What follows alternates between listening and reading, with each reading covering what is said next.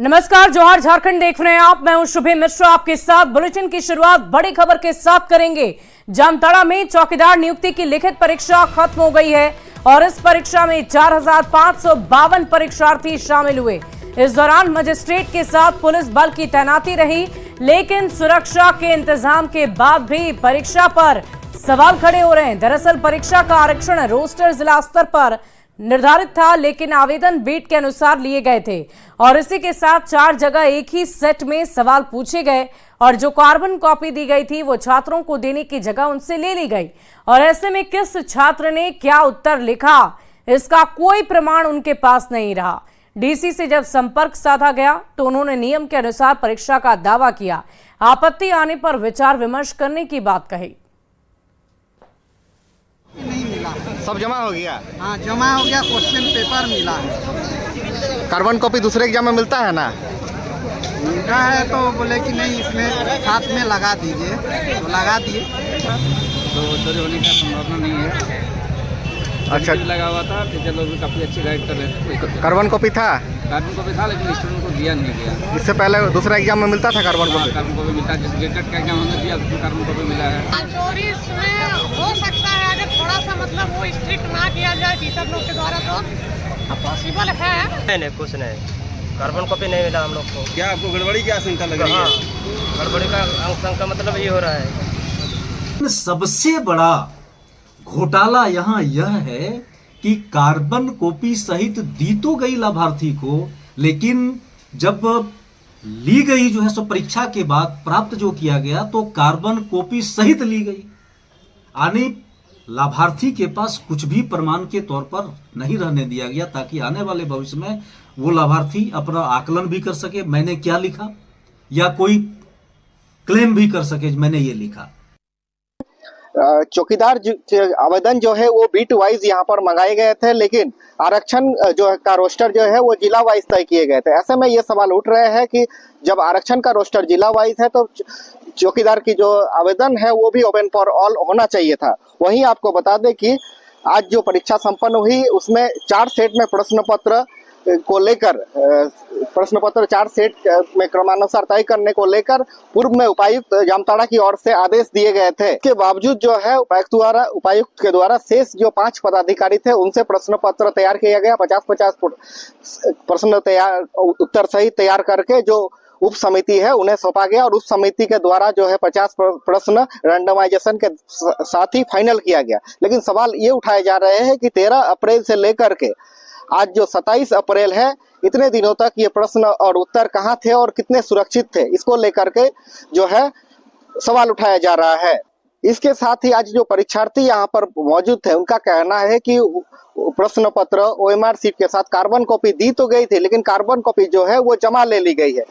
तो ऐसी स्थिति में उनके पास कोई प्रूफ नहीं बचेगा कि उन्होंने किन प्रश्नों का क्या उत्तर दिया था। ऐसा में कई परीक्षार्थी ऐसे भी देखे गए जो क्वेश्चन सेट में ही टिक करके अपने आप जो जवाब दिए हैं उसको चिन्हित करके रखे हैं। कुल मिलाकर चौकीदार नियुक्ति के जो ये परीक्षा है ये कई सवालों के घेरे में अब आ चुकी है। इसके जवाब में हमने जब जिले के उपायुक्त से फोन पर संपर्क किया तो उनका कहना है कि चौकीदार नियुक्ति की जो परीक्षा है वो नियमानुसार ही हुई है। जो सवाल खड़े कर रहे हैं वो इसकी गाइडलाइन पढ़ ले, उसके बाद सारे जिले की तरह ही यहाँ पर परीक्षा लिया गया। लेकिन उन्होंने ये भी कहा कि अगर कोई दावा आपत्ति है तो उसका आगे निष्पादन किया जाएगा। ये होगा कि ये परीक्षा भी झारखंड की अन्य परीक्षाओं की तरह सवालों के घेरे में आकर कैंसिल होगी या फिर ये परीक्षा अपनी विश्वसनीयता को आने वाले दिनों में साबित कर पाएगी। ये देखने वाली बात होगी। सुमन भट्टाचार्य, न्यूज़ 18, जामताड़ा। और राजधानी रांची में सिरम टोली फ्लाईओवर के रैंप निर्माण को लेकर आदिवासी समाज का विरोध लगातार जारी है और इसी कड़ी में आदिवासी समाज की ओर से मुख्यमंत्री हेमंत सोरेन का पुतला दहन किया गया। इस दौरान अल्बर्ट चौक पर ट्रैफिक व्यवस्था बाधित रही। आदिवासी समाज के लोगों ने घेराव किया अल्बर्ट चौक का और साथ ही साथ सर्जना चौक की ओर जाने को लेकर जबरदस्त हंगामा किया। इस दौरान पुलिस के साथ आदिवासी समाज के लोगों ने धक्का मुक्की की, जिसके बाद पुलिस ने हल्के बल का प्रयोग कर हालात को काबू में किया। इस मौके पर आदिवासी नेता आरती कुजूर ने कहा कि वर्तमान सरकार आदिवासी विरोधी है और सरना स्थल का मान नहीं रखकर आस्था के साथ खिलवाड़ कर रही है। रात के अंधेरे में रैंप निर्माण से नाराज आदिवासियों ने आने वाले दिन में उग्र आंदोलन की चेतावनी दी है।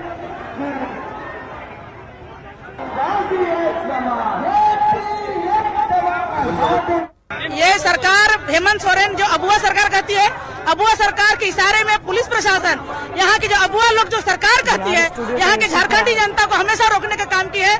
और सिरमटोली सरना स्थल कोई हम लोग ओवरब्रिज का विरोध नहीं है, लेकिन रैंप किसी का दरवाजे में उतारोगे, ये सबसे बड़ा दिक्कत है। लोग शौक से नहीं कर रहे, आंदोलन करने पर हमारे अबुआ सरकार जो कहते हैं ना, हम लोग बैठाए हैं गठबंधन के, मजबूर कर दिया हम लोग को आंदोलन करने पे। कहते हैं अबुआ सरकार, अबुआ राज, ये देखने को लग रहा है कहाँ से अबुआ सरकार।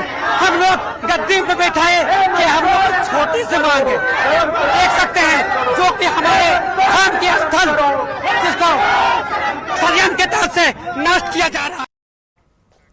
और जमशेदपुर पुलिस ने घाघीडीह जेल के पास फायरिंग करने के मामले में 4 लोगों को गिरफ्तार किया है। उनके पास से एक देसी कट्टा, एक खोखे के साथ बाइक और दूसरी चीजें बरामद की गई है। बताया जा रहा है कि जेल में वर्चस्व बनाने के लिए जेल में ही बंद अभिजीत उर्फ कांडी और उसके एक सहयोगी ने जेल के पास गोली चलवाई थी। इस फायरिंग में 4 लोग शामिल थे जिन्हें गिरफ्तार कर लिया गया है और जेल में बंद कैदी और पुलिसकर्मियों को डराने के लिए ये फायरिंग की गई थी। इस मामले में एक और आरोपी फरार है जिसकी तलाश लगातार जारी है। जेल में कुछ प्रॉब्लम्स आ रही थी, जो भी प्रॉब्लम थे उसके कुछ अनबन हो रहा था, तो उसमें उसने वर्चस्व अपना कायम करने के लिए जो मुलाकाती में जब इसकी मुलाकात हुई अविनाश कुमार से, तो उसे इंस्ट्रक्ट किया कि एक जगह से जाके हथियार ले लो, एक हवाई फायरिंग करा दो और एक पर्ची पे मेरा नाम लिख देना और उस पर एक गोली लगा के जेल के बाहर फेंक देना, ताकि पता चले कि किसने फायरिंग की है। ये वर्चस्व के लिए उसने अपने फायरिंग करवाया था। और अगली खबर धनबाद से, जहां खाकी का खौफ खत्म होता नजर आ रहा है। कार में तोड़फोड़ करने की शिकायत करने पर बदमाशों ने कार मालिक पर हमला बोल दिया। सदर थाना क्षेत्र के लाहबनी धैया बस्ती में रोहित कुमार पासवान ने हमला करने और केस वापस लेने का दबाव बनाने का आरोप लगाते हुए शिकायत दर्ज कराई है। आरोप है कि कुछ दिन पहले घर के पास खड़ी कार का नंबर प्लेट और शीशा तोड़कर 2 लोग भाग गए। इसकी शिकायत जब थाने में की गई तो उनके साथ भी मारपीट की गई। SNMMCH में इलाज के दौरान भी अपराधी उनके घर धमकाने पहुंचे। इस पूरी घटना की तस्वीर CCTV कैमरे में कैद हो गई है और पुलिस उसी के आधार पर जांच पड़ताल कर रही है। रोहित पासवान, इसके पिता का नाम केदार पासवान है, और किशन उर्फ पिग्गी, और भी बहुत सारे लड़के थे जिनका मैं अंधेरा में नाम नहीं देख पाया। शाम को 6 से 7 बजे का टाइमिंग था। वो लोग आए, मैं बैठा हुआ था, पीछे से बंदूक का जो पीछे का बैक रहता है उनसे आके मुझ पे डायरेक्ट मारे, मैं बेहोश हो गया। फिर सब कोई रड से मारने लगे। उसके बाद कुछ दिन पहले भैया मेरे गाड़ी को तोड़ फोड़ किया गया था, तो वो लोग बोलने लगे मुझे कि आप तुम गाड़ी का केस वापस लो, नहीं तो तुम्हारा पूरा फैमिली को मार देंगे। और राजधानी रांची से एक बड़ी खबर का रुख कर लेते हैं। संदिग्ध आतंकी को न्यायिक हिरासत में लिया गया है। ATS की गिरफ्त में 4 संदिग्ध आए। अलकायद इंडियन सब कॉन्टिनेंट से जुड़े थे, ISIS और दूसरे संगठन से भी जुड़े हुए थे। जल्द रिमांड पर ले सकती है ATS। रिमांड पर लेकर पूछताछ की जाएगी। बड़ी खबर आपको बता रहे हैं, राजधानी रांची से ATS की गिरफ्त में 4 संदिग्ध आए थे जिनके ऊपर ये कार्रवाई की गई है। अलकायद इंडियन सब कॉन्टिनेंट से जुड़े हुए ये सभी बता रहे हैं। खबर राजधानी रांची से, जहां चानहू थाना क्षेत्र में पहले लूट और उसके बाद पति के सामने ही महिला के साथ गैंगरेप मामले का पुलिस ने खुलासा कर दिया।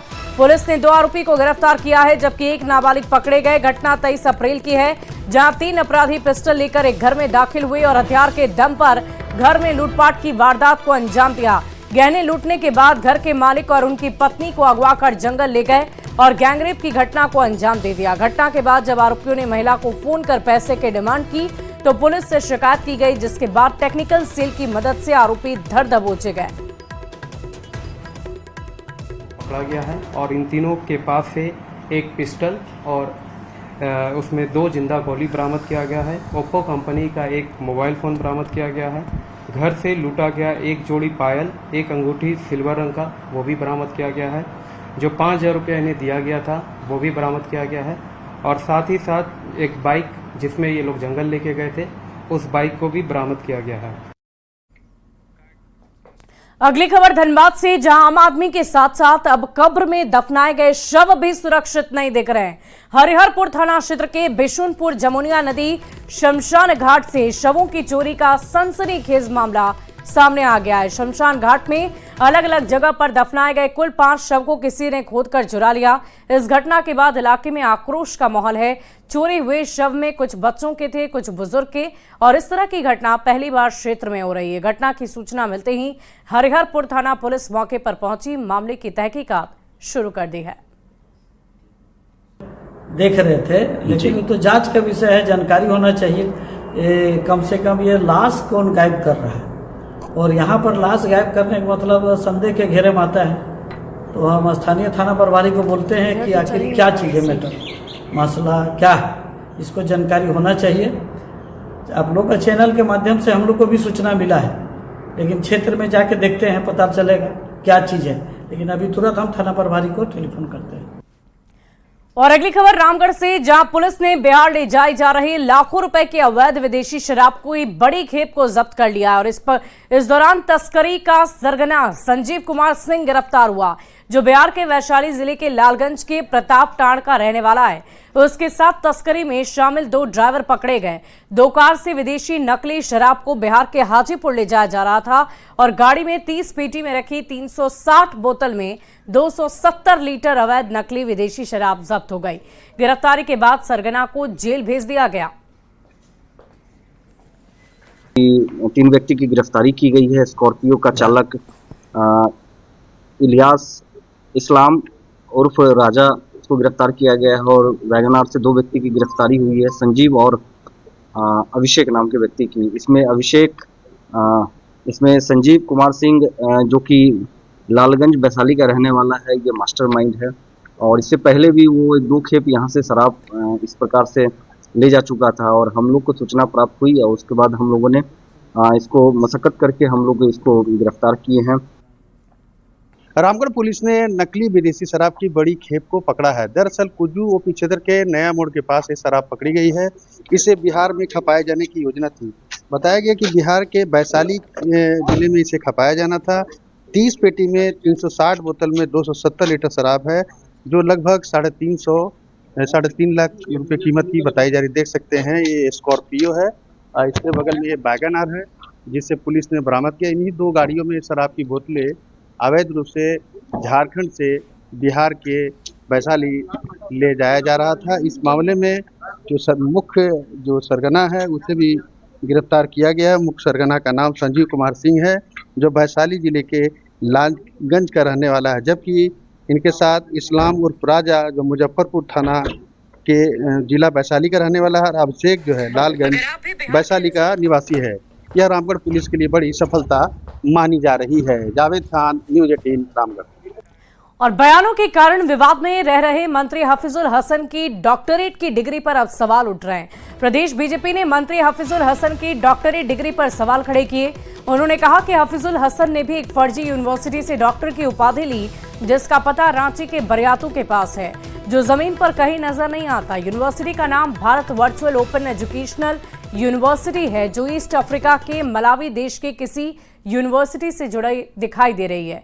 बीजेपी प्रवक्ता ने कहा कि हफीजुल हसन और इरफान अंसारी के बीच विवादास्पद बयान और अपने कौम का सबसे बड़ा नेता बनने की होड़ मची हुई है। यानी कि शरीयत की सुनी, और उसके बाद क्या हुआ कि रांची बरियातू में इनके ही कौम से, जिस कौम से हफीजुल अंसारी है, इनके ही कौम के कुछ लोगों ने मिल करके पेपर पे एक यूनिवर्सिटी बना दी। यूनिवर्सिटी का नाम रखा Bharat virtual open education university. यानी ये एक ऐसी यूनिवर्सिटी है कि जहां पर आप जाएंगे तो आपको यूनिवर्सिटी दिखाई नहीं देगा, लेकिन आपको कहेगा कि महसूस कीजिए। क्योंकि यूजीसी से इसको रिकॉग्नाइज नहीं किया गया, तो इन्होंने जो अपना एफिलिएशन है वो दिखाया कि ईस्ट अफ्रीका की कंट्री के किसी एक यूनिवर्सिटी से हमने जो है एफिलिएशन ले लिया है। ये तो गनीमत है कि उन्होंने ये नहीं कहा कि हमने अंटार्कटिका से या फिर मंगल ग्रह से हमने एफिलिएशन लिया है। खैर, कुल मिलाकर के यूनिवर्सिटी फर्जी है, फेक है। और इस साल पाकिस्तान का खात्मा तय है। साल 2025 तक पाकिस्तान के 4 टुकड़े होंगे। ये दावा किया है गोड्डा से बीजेपी सांसद निशिकांत दुबे ने। उन्होंने कहा कि ये मोदी की गारंटी है कि पाकिस्तान इस साल नक्शे से गायब हो जाएगा। और क्या कुछ कहा है निशिकांत दुबे ने, इस रिपोर्ट के जरिए आपको दिखाते हैं। 2025 के बाद इस पृथ्वी पर से पाकिस्तान नामक देश खत्म। यह है साल 2025 और इस साल के अंत तक पाकिस्तान का खात्मा तय है। पाकिस्तान के 4 टुकड़े होंगे और यही मोदी की गारंटी है। झारखंड के गोड्डा से भारतीय जनता पार्टी के सांसद निशिकांत दुबे ने मंच से जब ये बात कही तो तालियों की गड़गड़ाहट से कार्यक्रम स्थल गूंज उठा। जम्मू कश्मीर के पहलगाम में हुए आतंकवादी हमले को लेकर देशवासी गुस्से में हैं। भारत ने पाकिस्तान का हुक्का पानी बंद करते हुए सिंधु जल समझौता स्थगित कर दिया। पाकिस्तानी नागरिकों का वीजा भी रद्द कर दिया। दोनों देशों के बीच जारी टेंशन में निशिकांत ने अब ये नया दावा कर दिया है। पाकिस्तान खंडित होकर एक देश बनेगा जिसका नाम होगा बलूचिस्तान, दूसरा देश होगा जिसका नाम होगा पख्तूनिस्तान और तीसरा होगा देश जिसका नाम होगा पंजाब। पहलगाम हमले के बाद पाकिस्तान और आतंकवाद को लेकर प्रधानमंत्री नरेंद्र मोदी का तेवर पहले से आक्रामक है। मिट्टी में मिलाने का समय आ गया है। अब निशिकांत दुबे ने इस तलखी वाले बयान से आतंक को पनाह देने वाले पाकिस्तान और पाकिस्तान में पल रहे आतंकियों को कड़ा संदेश दिया है। निशिकांत ने साफ साफ चेताया है कि पाकिस्तान तेरे टुकड़े होंगे और ये मोदी है तो मुमकिन है, क्योंकि यही मोदी की गारंटी है। उसको 4 भाग में विभक्त यदि माननीय मोदी जी ने नहीं कहा किया इस 2025 में, तो फिर आप कहिएगा कि ये भारतीय जनता पार्टी वाले जो है झूठा आश्वासन देते हैं, पाकिस्तान खत्म हो जाए। 2025 के बाद दुनिया के नक्शे से पाकिस्तान का नामो निशान मिट जाएगा। पाकिस्तान का कब्जे वाला कश्मीर यानी पीओके भारत वापस लेगा और वहां 3 नए देश बलूचिस्तान, पख्तूनिस्तान और पंजाब बनेंगे। निशिकांत का दावा है कि पाकिस्तान के 4 टुकड़े होने तय है, क्योंकि बीजेपी झूठा आश्वासन नहीं देती। ऐसे में यह तो भविष्य ही बताएगा कि निशिकांत का दावा कितना सही साबित होता है। देवघर संवाददाता मनीष दुबे के साथ ब्यूरो रिपोर्ट, न्यूज़ 18।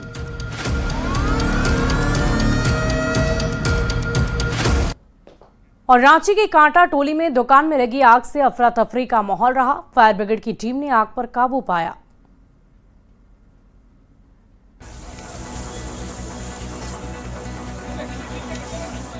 रांची में कांटा टोली के पास आलम बाजार, घर और दुकान से निकलता धुआं दुकान के पास जुटी लोगों की भीड़ और अफरा तफरी का माहौल ये बताने के लिए काफी है कि आग से तबाही का मंजर कितना भयानक रहा होगा। कांटा टोली में ग्राउंड फ्लोर पर आलम बाजार चलता था और उसके ऊपरी तल्ले पर दुकान के मालिक और परिवार के सदस्य रहते थे। जिस वक्त आग लगी उस वक्त घर के सभी सदस्य ऊपर ही थे।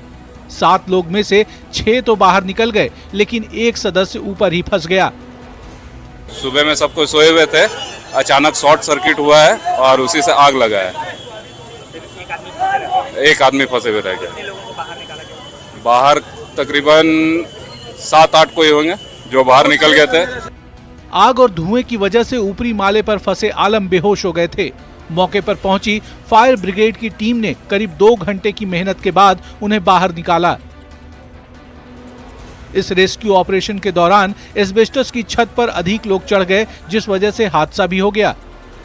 6 लोग जो हैं वो बाहर निकल गए थे, लेकिन एक व्यक्ति जो है वो करीबन 2 से ढाई घंटे तक इसी दूसरे माले पर फंसा रहा। फायर ब्रिगेड की टीम और स्थानीय लोगों ने रेस्क्यू कर उन्हें बाहर किया है। घर के पिछले माले से जो दीवार है उसे तोड़कर उन्हें बाहर किया गया है। जिस दौरान बाहर करने के दौरान भी एक छत यानी कि एडवेस्टर के छत से उन्हें नीचे करने का प्रयास किया जा रहा था, जहां करीबन 1 दर्जन लोग एडवेस्टर पर खड़े थे और उस दौरान एडवेस्टर भी टूटता है और करीबन 1 दर्जन लोग एडवेस्टर से नीचे जो है वो गिरते हैं।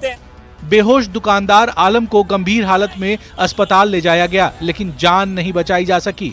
परिवार के सदस्यों का आरोप है कि ऑक्सीजन मास्क जल्दी नहीं आने की वजह से ही धुएं में से बाहर निकालने में देर हुई, जिसकी वजह से जान नहीं बचाई जा सकी। आदमी फंसा हुआ था, हम लोग ऑक्सीजन मास्क मांगते मांगते थक गए, कोई ऑक्सीजन मास्क वाला नहीं आया। 2 घंटे से आदमी यहाँ फंसा हुआ था, हम लोग बोल बोल के थक गए। न किसी के पास ऑक्सीजन मास्क रहता है तो आज किसी को कोई इतना बड़ा हादसा नहीं होता। ऑक्सीजन मास्क के बिना ये इतना मामला हुआ है। गर्मी की शुरुआत होते ही आग का तांडव शुरू हो जाता है और इसी के साथ बढ़ जाती है फायर ब्रिगेड की जिम्मेदारी भी।